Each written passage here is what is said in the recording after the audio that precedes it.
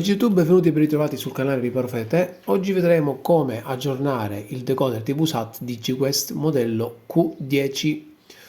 Una volta inserito il firmware che vi lascerò qui giù in descrizione, ci possiamo recare nel menu del nostro decoder, premendo il tasto menu. Andiamo su USB, diamo OK e andiamo sulla voce software aggiornamento. Clicchiamo su OK e il decoder si riavvia.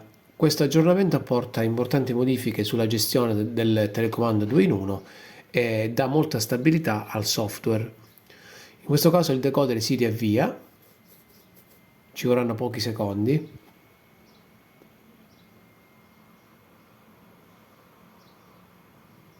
Attendiamo.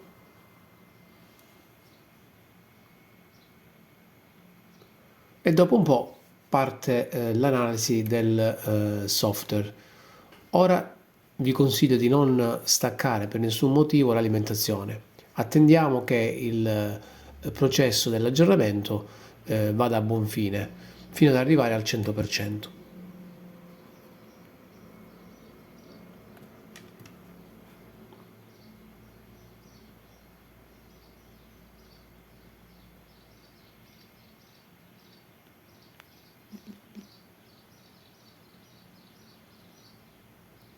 Una volta completato l'aggiornamento, il decoder si resetta e si riavvia.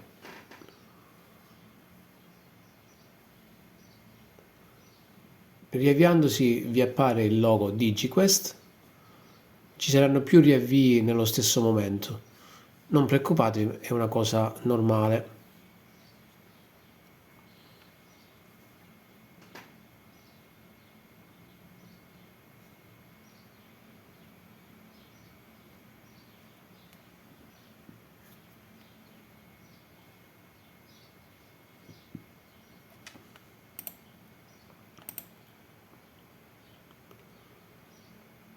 Dopo 2-3 riavvii vi comparirà la scritta di installazione, di reinstallazione del decoder.